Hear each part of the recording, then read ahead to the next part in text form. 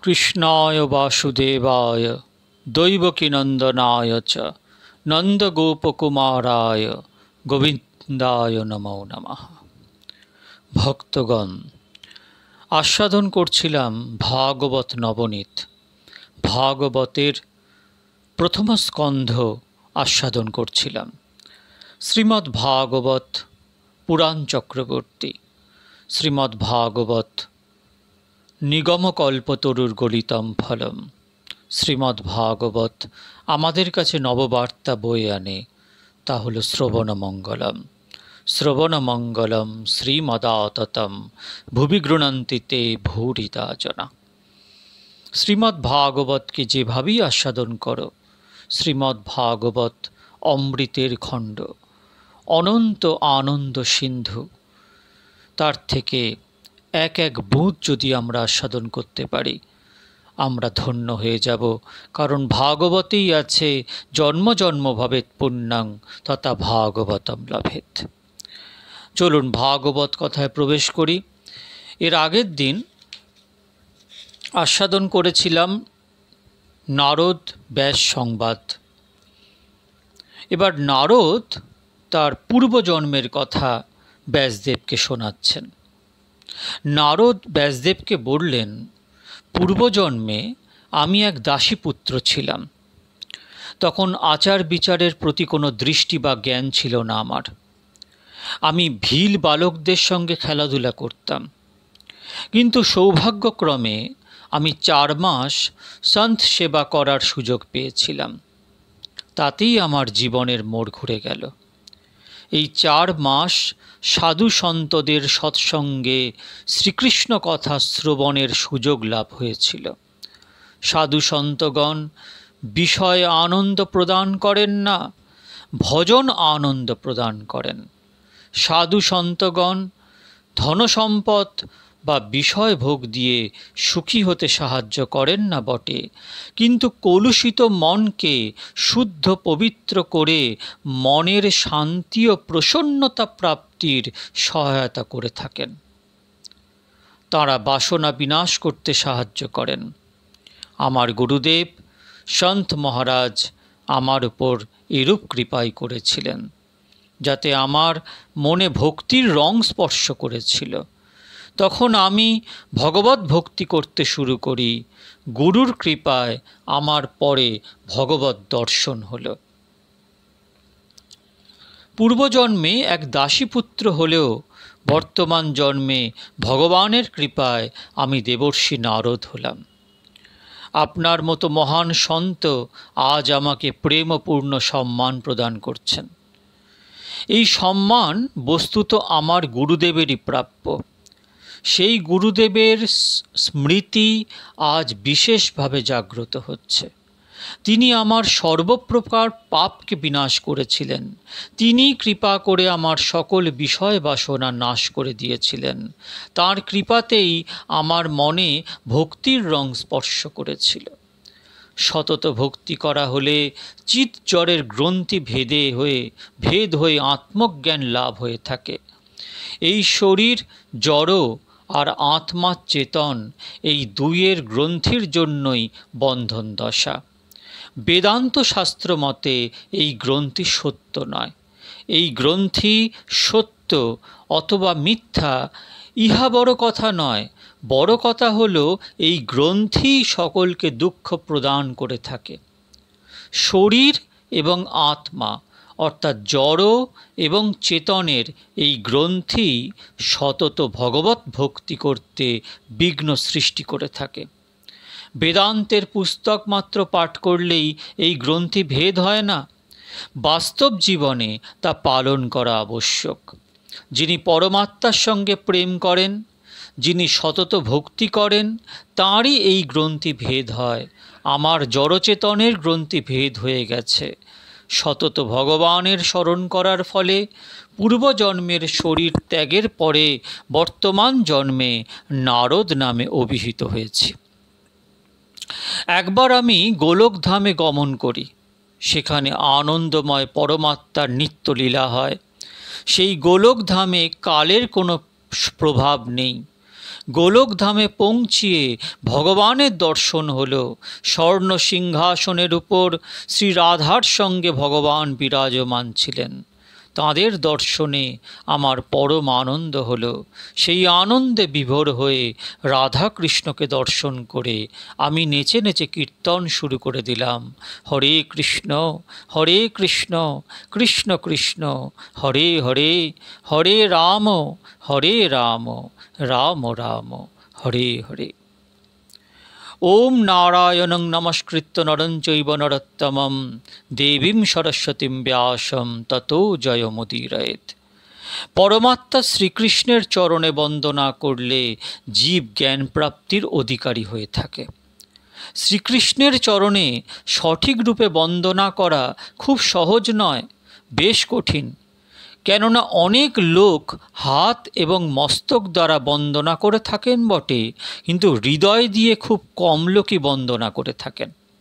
এর কারণ হলো আমাদের অনেকের হৃদয়ে অভিমান ভরা রয়েছে।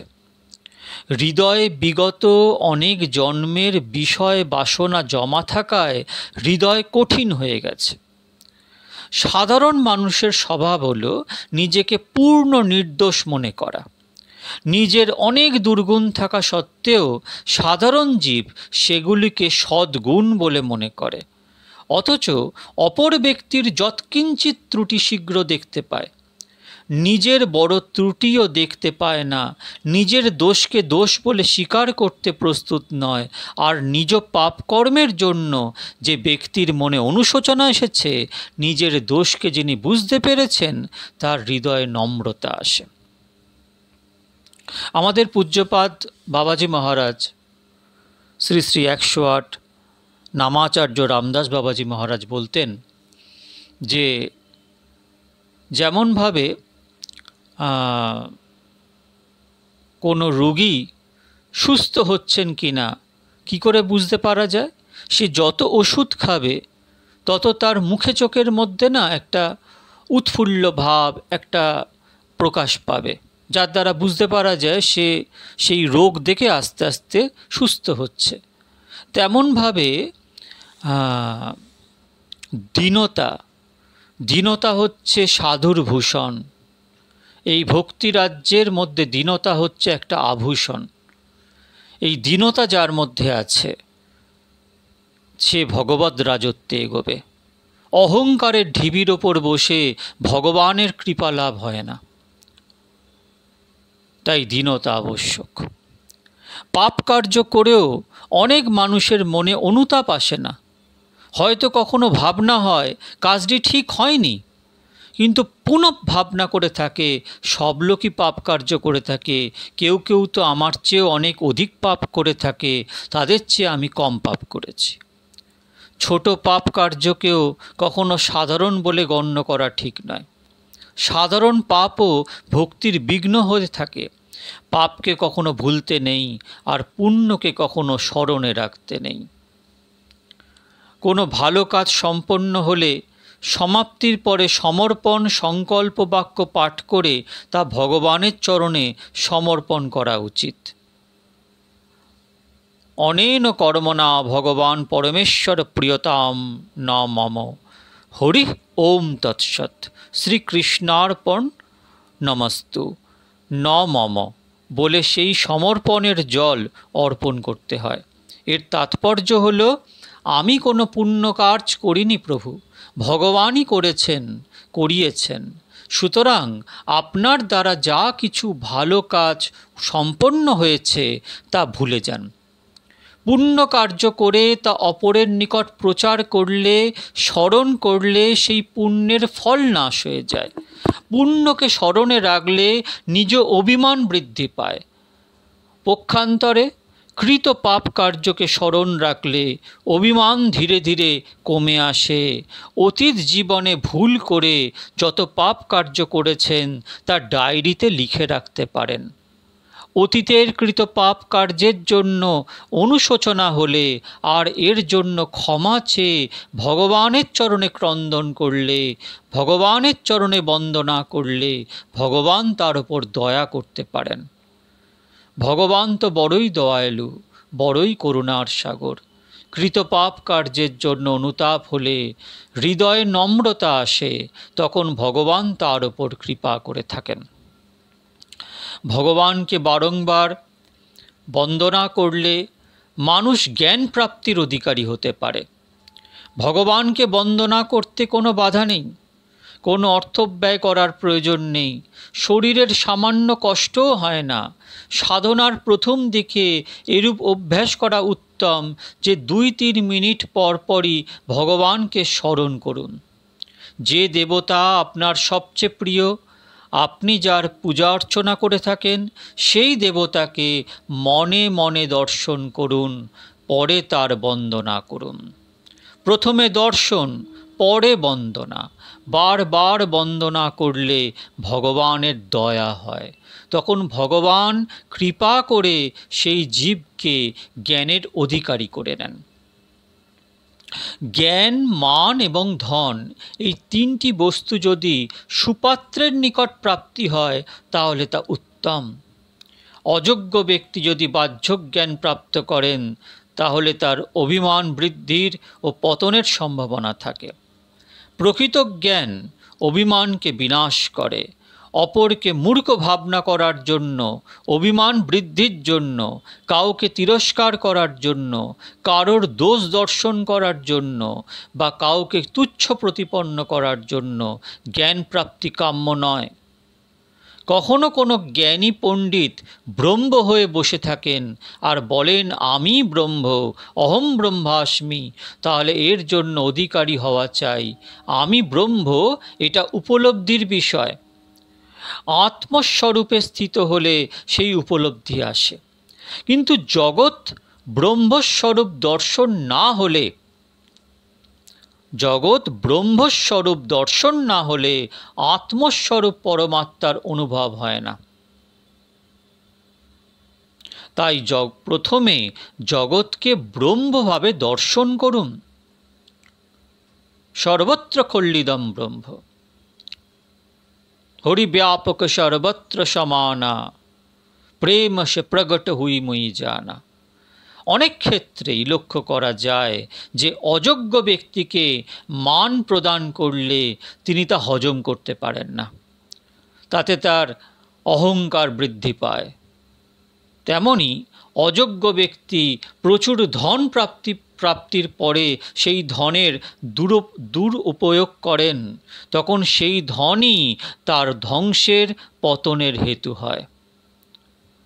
অর্থ অনর্থের মূল, বিষস্বরূপ।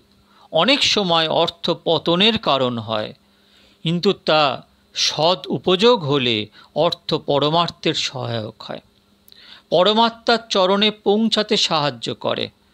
তখন অর্থ অমৃতের মতো কাজ করে। অর্থ লক্ষ্মীর স্বরূপ, তাই অর্থের সৎ উপযোগ হওয়া কাম্য। লক্ষ্মী প্রসন্ন হয়ে কৃপা করলে নারায়ণ তাকে কোলে বসান, তাই ধনযোগ্য ব্যক্তিরই প্রাপ্তি হওয়া ভালো।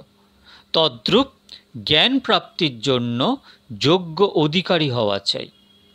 জ্ঞান প্রাপ্তির জন্য শ্রদ্ধা ও আগ্রহ থাকা চাই। যার ক্ষুধা লেগেছে তার নিকট আহার অমৃতের সমান, তৃপ্তিদায়ক বস্তু। অথচ যার পেটে মোটেই ক্ষুধা নেই, তার দ্বারা গৃহীত অন্ন বিষবৎ ক্রিয়া করে। তাই সুপাত্রে, যোগ্য পাত্রে জ্ঞান প্রাপ্তি হওয়া উত্তম। অযোগ্য ব্যক্তি কদাচিৎ পাণ্ডিত্য জ্ঞান প্রাপ্ত করলে তার অভিমান বৃদ্ধি পায়। তখন সে সকলের মধ্যে দোষ দেখতে পায়। সকল দোষের পিতা হচ্ছে অহংকার। অহংকার বৃদ্ধি হলে পাপ কর্মে প্রবৃত্তি হওয়ার সম্ভাবনা থাকে। পাপের পিছনে পিছনে অভিমান চলে আসে। ভগবানের চরণে বারবার বন্দনা করলে অভিমান হ্রাস পেয়ে যায়, কল্যাণ হয়, ভগবানের দয়া তখন হয়। ভাগবতের প্রথম স্কন্ধকে আচার্যগণ অধিকার লীলা বলে অভিহিত করেছেন। ভগবানের কৃপার অধিকারী হলে সাধু সন্তের সাক্ষাৎ ও সঙ্গলাভ হয়। সন্তের কাছেই সন্তের আগমন হয়। কোনো দুর্জনের গৃহে সন্ত আগমন করেন না। তাই গোস্বামী তুলসীদাস বলছেন, বিনু হরি কৃপা না হিমলি শান্তা। কদাচিৎ আগমন করলেও দুর্জন তখন সেই সন্তের দোষ খুঁজতে থাকেন। দুর্জন এবং সজ্জন কাকে বলে? যে ব্যক্তির দোষ অধিক তিনি দুর্জন, আর যার মধ্যে সদ্গুণ অধিক তিনি সজ্জন। যে ব্যক্তির মধ্যে দোষ অধিক এরূপ দুর্জন ব্যক্তি সকলের মধ্যেই দোষ দর্শন করেন। পক্ষান্তরে যে মানুষের মধ্যে গুণ অধিক তিনি সকলের মধ্যেই গুণ দর্শন করেন। তাই দুর্জন ব্যক্তি সহজে সজ্জন বা সন্তকে দর্শন করতে পারেন না। কদাচিৎ তিনি সন্ত দর্শন করলেও সন্তের কোনো না কোনো দোষকেই দর্শন করেন। হয়তো বলেন মহারাজ অধিক ক্রোধ করেন, তিনি ক্রোধী। হতে পারে কোনো সাধু সন্ত হয়তো কখনো ক্রোধ করে থাকেন, কিন্তু কোনো সংসারী মানুষ এবং সাধু সন্তের ক্রোধের মধ্যে অনেক পার্থক্য রয়েছে। সংসারী মানুষ নিজ স্বার্থসিদ্ধির জন্য ক্রোধ করে থাকেন, আর সাধু সন্ত অপর কারো কল্যাণের জন্য ক্রোধ করে থাকেন। সাধারণ মানুষের ক্রোধে শত্রুতাবোধ, দেশভাব, আর সাধু সন্তের ক্রোধে প্রেম ভরা থাকে। সাধু প্রেমের সঙ্গে ক্রোধ করেন।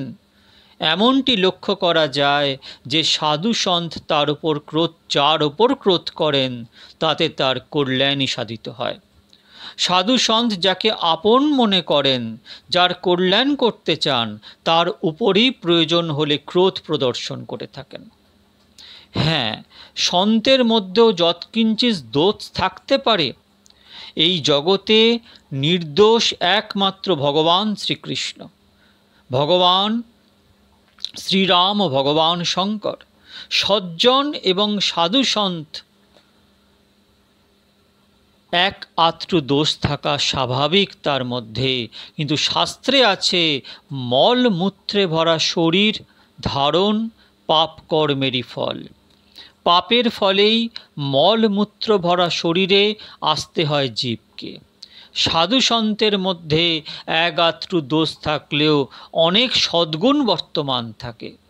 তবুও দুর্জন সাধু সন্তের মধ্যেও দোষ দর্শন করে, নিজেকে অত্যন্ত চালাক মনে করে এবং নির্দোষ ব্যক্তি বলে যাচাই করে।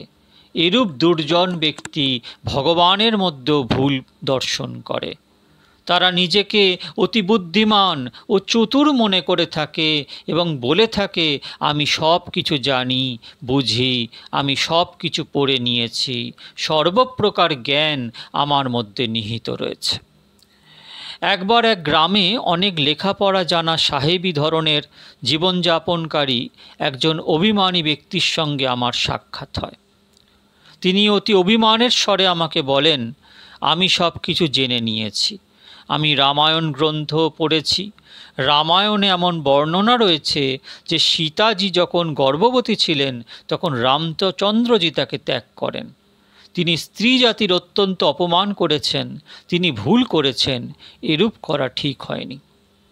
এখানে যিনি মেন যে প্রবচন দিচ্ছেন, যার প্রবচন আমি আপনাদের পাঠ করে শোনাচ্ছি, পরম ভাগবত সন্ত শ্রী রামচন্দ্র কেশব ডোংরেজি মহারাজ, তিনি এই কথাটা বলছেন।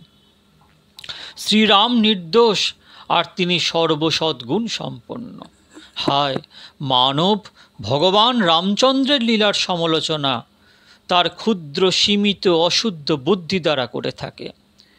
এমনও মূর্খ নির্বোধ ব্যক্তি রয়েছে যারা মনে করে যে আমার বুদ্ধি অনুসারে ভগবান সব কিছু করলে তবেই আমি ভগবানকে স্বীকার করব। এরূপ মানুষের কলুষিত বুদ্ধিকে ধিক।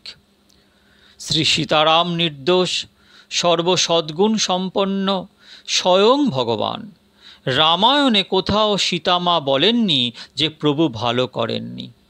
অধিকন্তু সীতামা অনেকবার এরূপ বলেছেন, আমার ওপর প্রভুর অনেক প্রেম, তাই তিনি আমাকে ত্যাগ করেছেন। আমার প্রভু নির্দোষ, তিনি যা কিছু করেন সবই সঠিক। শ্রীরাম কোনো রানীকে প্রসন্ন করার জন্য রাজা হননি। রাজার পদ প্রজার প্রসন্নতার জন্য। শ্রীরাম রাজাদিরাজ ছিলেন। একদিকে অযোধ্যার প্রজাগণ, অন্যদিকে সীতাজি। এর মধ্যে শ্রীরামচন্দ্র ভগবান।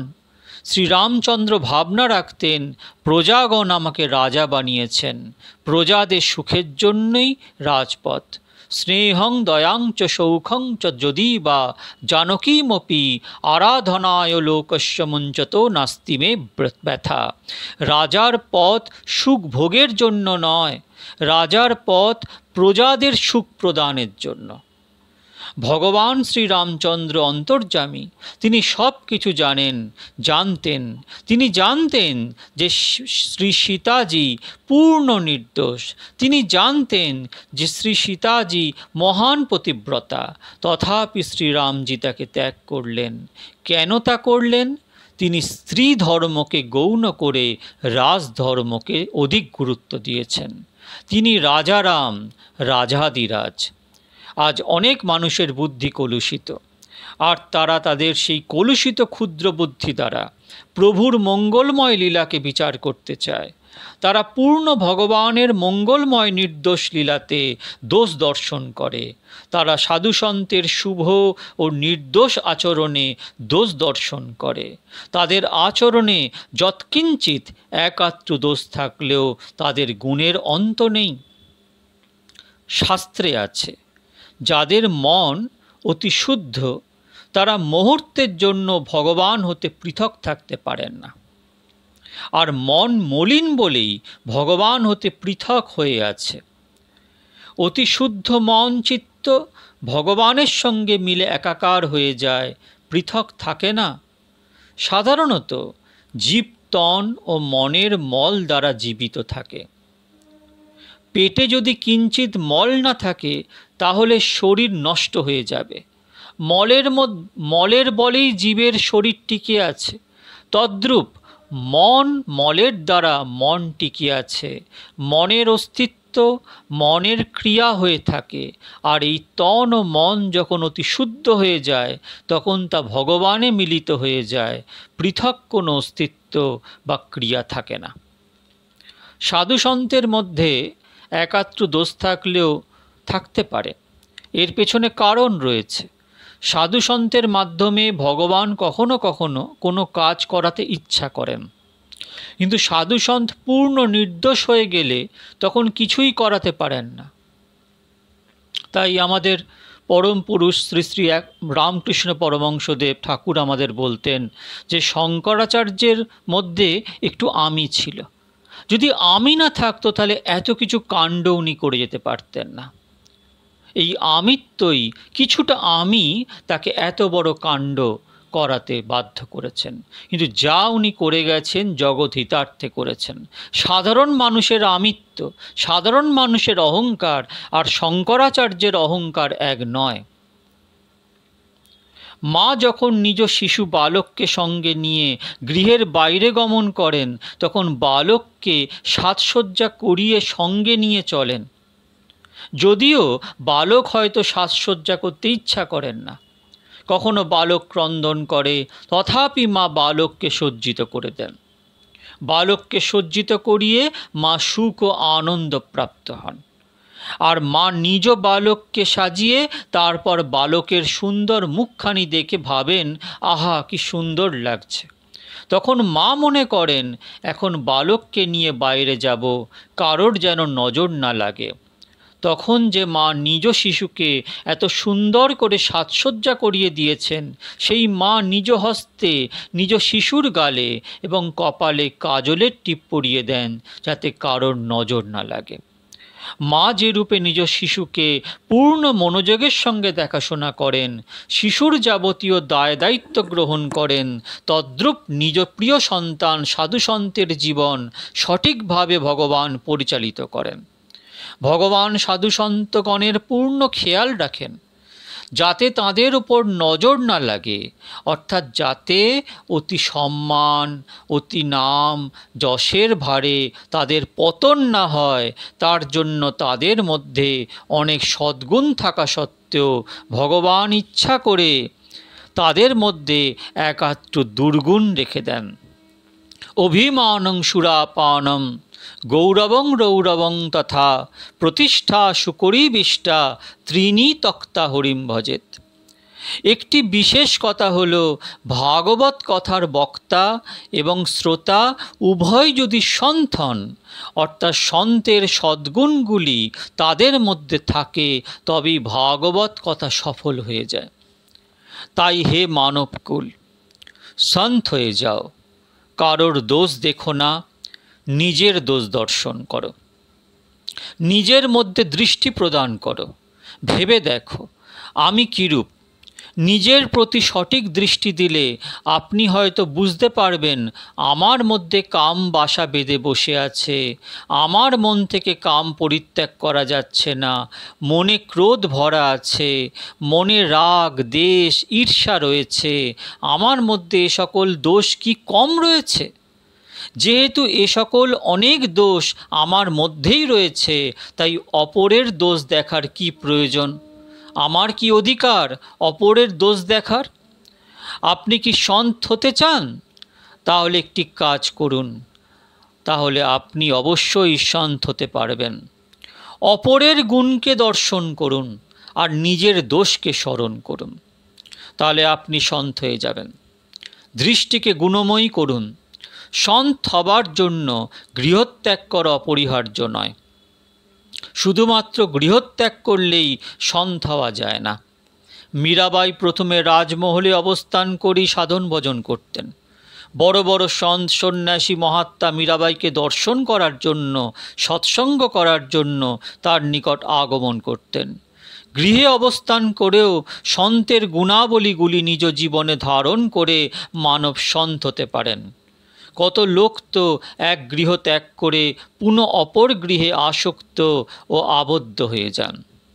গৃহে অবস্থান করে সন্ত হবার জন্য নিজের বৃত্তি এবং প্রবৃত্তি সম্পূর্ণরূপে ত্যাগ করা অত্যাবশ্যক নয়। কেহ কেহ বৃত্তি এবং প্রবৃত্তি ত্যাগ করেন, আবার পাপ কার্যও করেন। এটা ঠিক নয়। গৃহে অবস্থান করে অপর ব্যক্তির অন্নে জীবনযাপন করলে পূর্বের জমা পুণ্য পর্যন্ত ক্ষয় হয়ে যায়। গোরা কুম্ভকার, নামদেব প্রভৃতি কত গৃহী সন্ত আত্মজ্ঞানী পরম বৈষ্ণব ভক্ত ছিলেন। গোরা কুম্ভকার মাটির বাসন তৈরি করতেন। বিট্টল বিট্টল বিট্টল কীর্তন করতে করতে মাটির বাসন তৈরি করে তা বিক্রয় করার জন্য বাজারে গমন করতেন। নামদেব কাপড় সেলাই করতেন, দর্জির কাজ করতেন। তাই বলা হয়, জোর করে প্রবৃত্তি ত্যাগ করো না, পাপকে ত্যাগ করো। পাপ ত্যাগ করে সৎ প্রবৃত্তি করলেও তিনি সন্ত।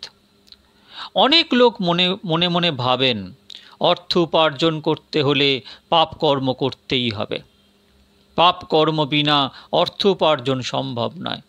এরূপ ধারণা সম্পূর্ণ ভ্রান্ত। ভাগবতে উল্লেখ রয়েছে যে প্রারব্ধ অনুসারে অর্থ ধন সম্পদ প্রাপ্তি হয়ে থাকে। সাধারণ মানুষ অজ্ঞানের জন্য মনে করে থাকেন আজ আমি মিথ্যা বলেছি বলেই লাভ হয়েছে, অথচ মিথ্যা বলাতে সেই পাপ তোমার মস্তকে অবশ্যই চেপে বসেছে। ওরে ভাই, যার ভাগ্যে অর্থপ্রাপ্তি লেখা নেই, সে যদি 1000বারও মিথ্যা বলে তার কি অর্থপ্রাপ্তি হবে? তাই পাপকে পরিত্যাগ করো। আপনার প্রারব্ধ অনুসারে অর্থপ্রাপ্তি হবে, আপনি সুখ ও শান্তি প্রাপ্ত হবেন। ভগবান পরম দয়ালু। ভগবান তো নাস্তিককেও অর্থ প্রদান করেন। যে ব্যক্তি বলেন আমি ঈশ্বর মানি না, ভগবান তাকেও ধন জন মান সুখ আদি প্রদান করেন। ভগবানের অংশ জীব, ঈশ্বর অংশ জীব অবিনাশী। তাই বস্তুত আপনারা সকলেই বৈষ্ণব, সকলেই প্রভুর প্রিয় সন্তান। প্রভু আপনাকে ধন জন সম্মান সুখ সবই দিতে পারেন। এর জন্য সর্বপ্রথম প্রভুর ওপর বিশ্বাস রাখুন। প্রবৃত্তি পরমাত্মার জন্য করুন। পাপ পরিত্যাগ করে শুভ কর্মের প্রবৃত্তি করুন, তাহলে গৃহস্থ হয়েও সন্ত হতে পারবেন। সন্ত হবার জন্য কাপড় বদলাতে হবে এমনটি নয়। শ্বেত বস্ত্রেও মানব সন্ত হতে পারেন। কোনো ব্যক্তি তন এবং ধনের প্রতি অধিক দৃষ্টি ও নজর রাখেন, তাকে সংসারী বলা হয়। কাপড় পরিবর্তন করলেও তিনি সংসারী, আর তন এবং ধনের প্রতি যিনি উদাসীন তিনিই সন্ত। এই যে শরীর, এর প্রতি বিশেষ দৃষ্টি প্রদান করলে, একে অধিক সুখ প্রদান করলে এই শরীর খারাপ হয়ে যাবার সম্ভাবনা, রোগী হবার সম্ভাবনা। এই শরীরের প্রতি অধিক চিন্তা ও মনোযোগ করলেও একদিন তা পরিত্যাগ করতেই হবে। একটি বিশেষ কথা হলো যে শরীর পরিত্যাগ করার পরেও মন এবং সংস্কার আপনার সঙ্গে যাবেই। সাধারণ জীব সেই চিন্তা করেন। সাধারণ জীব মৃত্যুর পরে তার সংস্কার আর মন নিয়ে পুনঃ জন্মগ্রহণ করে পুনঃ শরীর ধারণ করে থাকেন। মৃত্যুর পরেও মন এবং সংস্কার বদলায় না। সুতরাং এই বিষয়ে সচেতন হওয়া আবশ্যক। যার মন কলুষিত হয়েছে তার মৃত্যু অমঙ্গলময় হয়ে হয় এবং তার পুনর্জন্ম অশুভজনক হয়, অর্থাৎ ঊর্ধ্বগতি হয় না। কোনো কোনো মানুষ নিজ পরিধানের কাপড়ের প্রতি খুব যত্নবান হন। শুধু কি তাই, আজকাল অনেক লোক নিজ পরিধানের জুতার প্রতিও অধিক খেয়াল রাখেন, পরিপাটিও যত্ন করে থাকেন। অনেক মা গৃহে যত্নে রাখা আচারের প্রতি বারবার লক্ষ্য প্রদান করেন, আচার নষ্ট হয়ে যায়নি তো। আহা, এত তুচ্ছ বস্তুর প্রতি মানুষ কত চিন্তা ও সময় প্রদান করে থাকেন, অথচ নিজ মন ও সংস্কার যা মৃত্যুর পরেও সঙ্গে যাবে সেগুলির প্রতি খেয়াল রাখেন না। ওহে সজ্জন বৃন্দ, কাপড় খারাপ হয়ে গেলে পুনঃ তা ক্রয় করা যাবে, কিন্তু মন বা সংস্কার খারাপ হয়ে গেলে লাখ লাখ টাকা দিয়েও বাজার হতে তা ক্রয় করা যাবে না। নিজ মনকে সংযত করুন, অন্যথায় এর কুফল ভুগতেই হবে। মন দ্বারা পাপ করলেও দুর্ভোগ ভুগতেই হবে। স্মরণ রাখুন, মন ভৃত্য, আপনি মালিক। মন যে অতি চঞ্চল, চঞ্চলম হি মনো কৃষ্ণ। মানুষকে মনই গর্তে নিপতিত করায়, জীবকে অধঃপতনের দিকে নিয়ে যায়, আবার মনই জীবকে অতি দুঃখ প্রদান করে থাকে। তাই মনকে বুঝিয়ে সুজিয়ে শান্ত করুন। মনকে বলুন, খারাপ চিন্তা করলে মার খাবে, তুমি খুবই দুঃখী হবে। কেন তুমি খারাপ চিন্তা করছো? এটাকে মাস্টারি ওভার ইওর মাইন্ড বলে। আপনার মনকে মনের ওপর প্রভুত্ব করা। আপনার মনকে অপর কোনো ব্যক্তি দেখতে পাচ্ছেন না, কিন্তু আপনি নিজে দেখতে পাচ্ছেন। তাই নিজের মনকে নিজেই সংশোধন করতে হবে। কখনো ভয় ভীত হয়ে মন পাপ কর্ম থেকে বিরত হয়ে থাকে, কখনো কেহ ভয় ভক্তি করে থাকে। তাই পুরাণে বিভিন্ন প্রকার নরকের বর্ণনা করেছেন। ব্যাসদেব তো শ্রীমদ্ ভাগবতে 28 প্রকার নরকের বর্ণন করেছেন। কোনো কোনো মানুষ অনেক পুস্তক পাঠ করে থাকেন, তাতে শব্দজ্ঞান বৃদ্ধি হয় বটে, কিন্তু তাতে পাপ নাশ হয় না। আদি গুরু শঙ্করাচার্য বলছেন, শব্দজাল মহারণ্য চিত্তভ্রমণ কারণম, বিবেক চূড়ামণি গ্রন্থে। শব্দজাল মহারণ্য, এই যে শব্দের জাল হচ্ছে মহা অরণ্য স্বরূপ, সেখানে চিত্তরূপী মন ও চিত্ত ফেসে গেছে। চিত্তভ্রমণ কারণম। মুখে হয়তো তার বড় বড় কথা, কিন্তু তার জীবন সংশোধিত নয়। তাই নিজ মনকে নিজেই বোঝাও। পাপ করলে, মন্দ ভাবনা করলে পরিণামে দুঃখ ভোগ হবে, কষ্ট পেতে হবে, মার খেতে হবে, শরীরের নাশ একদিন হবেই। পাপ করে করো, কোনো দিন শান্তিপ্রাপ্ত হবে না। ভগবান শঙ্করাচার্য আরও বলেছেন, যদ্যপি লোকে মরণং শরণম তদপি না মুচ্ছতি পাপাচরণম, ভজ গোবিন্দম ভজ গোবিন্দম, গোবিন্দম ভজ মৌরমতে।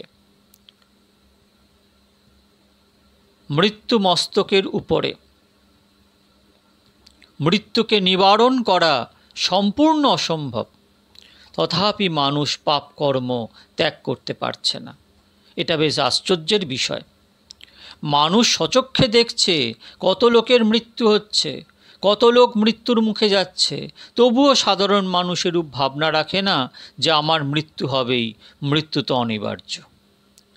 কত কত মানুষ এরূপ চিন্তা করেন, তক্ষক নাগদ রাজা পরীক্ষিতকে দংশন করেছিল, আমাকে দংশন করতে আসবে কেন? ভাগবতে দ্বাদশ স্কন্ধে বর্ণনা করা হয়েছে যে তক্ষক নাগ কালস্বরূপ। কালরূপী তক্ষক নাগ সবাইকেই দংশন করে, কারোর ওপর দয়া করে না। সপ্তম দিবসে কাল তক্ষক দংশন করার জন্য আসে, সপ্তম দিবসে মৃত্যু হয়। বিচলিত হবেন না, সপ্তম দিবসে মৃত্যু হবেই। একটু ভাবলেই বিষয়টি সহজেই বোধগম্য হবে যে বার সাতিত হয়ে থাকে, 8 তো নয়। রবি সোম মঙ্গল বুধ বৃহস্পতি শুক্র শনি, এই 7টি বারের মধ্যে কোনো না কোনো দিন মৃত্যু হবে, এটা নিশ্চিত। যখন জন্ম হলো সেই সময় মৃত্যুর কারণ, মৃত্যুর স্থান, মৃত্যুর সময়, এই 3টি নির্দিষ্ট করে ফেলা হয়েছে। এই 3টি বিষয় নির্দিষ্ট হবার পরেই জীব মাতৃগর্ভ হতে ভূমিষ্ঠ হয়ে জগতে আসে। মাটির পুতুল যেন মাটিতেই মিলে যাবে। মৃত্যুর স্থান, মৃত্যুর কারণ সবই সব নির্দিষ্ট হবার পরই শিশু ভূমিষ্ঠ হয়ে থাকে। মৃত্যুর জন্মবতাং বীর দেহেন সহজায়তে অদ্যবাব্দ শতান্তে বা মৃত্যুর বৈ প্রাণিনাং ধ্রুবা। মৃত্যুর বিষয়ে স্মরণ করুন। পাপী ব্যক্তির মৃত্যু বড় কষ্টের হয়। ঠাকুর বলতেন না, প্রত্যেক দিন মৃত্যুকে স্মরণ করবে, ভাববে এটাই আমার শেষ দিন, তাই আজকে সব ভালো ভালো কাজ আমাকে করে ফেলতে হবে। কারোর মৃত্যু আপনি হয়তো দেখছেন, মৃত্যু যাতনার কথা স্মরণ করুন। পাপী লোক মৃত্যুর সময় অত্যন্ত ব্যাকুল হয়ে ওঠে। কাউকে একটি বৃশ্চিক দংশন করলে কত কষ্ট, কত জ্বালা হয়। শাস্ত্রে আছে পাপী লোকের মৃত্যু সময় এতই কষ্ট হয় যেন একই সময়ে 1000 বৃশ্চিক দংশন করল। বস্তুত পাপী ব্যক্তিদের মৃত্যুর সময় মহা দুঃখ ভোগ করতে হয়। জন্ম দুঃখং জরা দুঃখং জয়া দুঃখং পুনঃ পুনঃ অন্তকালে মহা দুঃখং তস্মাৎ জাগৃহি জাগৃহি। এইরকম শোনা যায়, যে ব্যক্তিকে ফাঁসির সাজা দেওয়া হয়, ফাঁসির 2-3 ঘন্টা পূর্বে তাকে জিজ্ঞাসা করা হয় মিষ্টি খাবে কি, কারোর সঙ্গে সাক্ষাৎ করবে কি। এটা স্বাভাবিক যে ব্যক্তি অবগত রয়েছে 2-3 ঘন্টা পরে তার মৃত্যু অনিবার্য, ফাঁসিতে সাজা হতে যাচ্ছে। সেই ব্যক্তি তখন বড়ই বিচলিত হয়ে যায়। তখন তাকে সুস্বাদু মিষ্টি প্রদান করা হলেও তা খেতে তার ইচ্ছা হয় না, কিন্তু কিছু কথা বলার ইচ্ছা হবে তার, কিছু বলার অবস্থায় থাকবে না সে, কেননা সে ভালোভাবে জানে যে মৃত্যু তার অতি নিকটে। গীতায় ভগবান বলেছেন জন্ম মৃত্যু জরা ব্যাধি দুঃখং দোষানুদর্শনম। অর্থাৎ হে অর্জুন, জন্ম দুঃখ, বৃদ্ধাবস্থা দুঃখ ও মৃত্যু দুঃখ তা কখনো ভুলো না। প্রাতঃকালে একবার ভাবনা করো, যদি আমার মৃত্যু হয় তাহলে আমার গতি কি হবে, স্বর্গে যাব না নরকে যাব। অনেক লোক সকালে শয্যাত্যাগের পরই ভাবনা করতে শুরু করেন আজ ভাত খাবো না, আজ ভাত খাবো অথবা অন্য কিছু খাবো। খাবার বিষয়ে যে ব্যক্তি অধিক ভাবনা করেন তার মন কলুষিত হয়ে যায়। শুদ্ধ আহার্য বস্তু ভগবানকে ভোগ নিবেদন করে ক্ষুধা হলে তা প্রসাদ রূপে গ্রহণ করো। সহজ পাচ্য বস্তুই আহার করো। ভোজন করা পাপ নয়, পুণ্যই, কিন্তু ভোজনের বিষয়ে অধিক ভাবনা করা ঠিক নয়। ভোজনের স্বাদের প্রতি যার মন আবদ্ধ হয়ে আছে সেই ব্যক্তি ভগবানকে ভক্তি করতে পারে না। জিহ্বার স্বাদ ভক্তির শত্রু। কোনো কোনো লোকের মন যেন রান্নাঘরেই পড়ে থাকে। কিলো 2 কিলো সবজি ক্রয় করার জন্য সবজি বাজারে অধিক সময় ঘোরাফেরা করেন। নিজেকেই বড়ই চালাক চতুর মনে করেন। এক তুচ্ছ বস্তুর জন্য প্রায় আধ ঘন্টা সময় ধরে এদিক সেদিক ঘুরে ফিরে বেড়ান। ও হে, ভগবানের চিন্তা কখন করবে? তাই ভোজন করার ভাবনা পরিত্যাগ করো, জিহ্বার স্বাদের প্রতি আবদ্ধ না হওয়ার চেষ্টা করো। যার মন ভোজনের স্বাদের প্রতি আবদ্ধ, সে ব্যক্তি ভগবৎ চিন্তায় আনন্দ কদাপি লাভ করতে পারে না। প্রাতঃকালে পরমাত্মার চিন্তা করুন, ধ্যান করুন, জপ করুন, মৃত্যুর দুঃখ স্মরণ করুন, তাহলে সেই ব্যক্তির দ্বারা পাপ কর্ম হতেই পারবে না। সাধারণ মানুষ যখন পাপ কার্য করে থাকে তখন সে মনে করে আমাকে কারোর কাছে জবাবদিহি করতে হবে না। এরূপ ভাবনা রেখেই সে পাপ কার্যে লিপ্ত হয়ে থাকে। পক্ষান্তরে ভগবান আমার সব কার্য দর্শন করছেন, আমি কি করছি কি না করছি সব অন্তর্যামী ভগবান দেখছেন, নোট করে যাচ্ছেন, তাহলে সেই ব্যক্তির দ্বারা পাপ কার্য হতে পারে না। আর সর্বপ্রকার পাপ পরিত্যাগ করলে তিনি সন্ত রূপে পরিণত হন। নিজের মন যার পূর্ণ নিয়ন্ত্রণে, যার সংযমিত জীবন, অপরের দোষ তিনি দর্শন করেন না, সদা নিজের দোষ দর্শন করেন এবং অপরের গুণ দর্শন করেন, তিনি সন্তই, আর সন্তের কাছেই সন্তের আগমন হয়। শ্রীমদ্ ভাগবতের প্রথম স্কন্ধের আস্বাদনকালে আজকে এটুকুই, এখানেই শান্ত করছি। পরের দিন আস্বাদন শুরু করব ভাগবতে যথার্থ অধিকারী বক্তাকে আর ভাগবতে যথার্থ অধিকারী শ্রোতাকে। ভালো থাকবেন। শ্রী শ্রী নিত্যানন্দ রাম, শ্রী শ্রী গৌর গুণধাম, নিতাই গৌর, নিতাই গৌর, নিতাই গৌর, হরি বল।